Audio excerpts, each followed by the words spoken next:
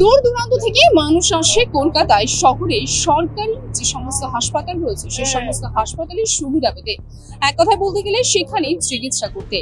দিন হোক বা রাত, এই সমস্ত হাসপাতাল আপনি যখনই যাবেন মানুষের ভিড় সবসময় কিন্তু চোখে পড়বে।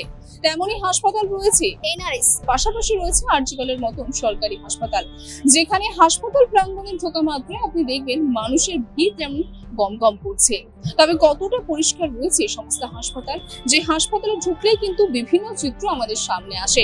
কোথাও দেখা যাচ্ছে যে অসুস্থ রোগী ঢুকছে হাসপাতালে ভর্তি হতে, অর্থাৎ সুস্থ হওয়ার আশা নিয়ে, আবার কোথাও সুস্থ হয়ে বাড়ি ফিরছেন বহু রোগীরা। আবার তার পাশাপাশি হাসপাতাল প্রাঙ্গণে দেখা যায় যে অসুস্থ যে সমস্ত রোগীরা রয়েছে সেই সমস্ত রোগীর বাড়ির সদস্যরা তাদের রোগীর সুস্থ হওয়ার অপেক্ষারত।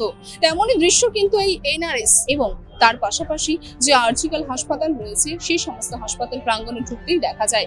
তবে কতটা সুস্থ পরিবেশেই বা তারা রয়েছে, কোথাও দেখা যাচ্ছে ডাস্টবিন উল্টে পড়ে রয়েছে, আবার কোথাও দেখা যাচ্ছে যেখানে নোংরা আবর্জনা জমা হচ্ছে তো সেখানে জমা হয়েই যাচ্ছে, আবার কোথাও দেখা যাচ্ছে শৌচালয়ের ওপরেই অর্থাৎ শৌচালয়ের পাশের উঁচু জায়গায় কিন্তু তারা দেখা যাচ্ছে যে রোগীর বাড়ির সদস্যরা তারা দীর্ঘ সময় ধরে অপেক্ষা রয়েছে। কেউ ঘন্টার পর ঘন্টা অপেক্ষা করছে, কেউ আবার দিনের পর দিন অপেক্ষা করতে রয়েছে।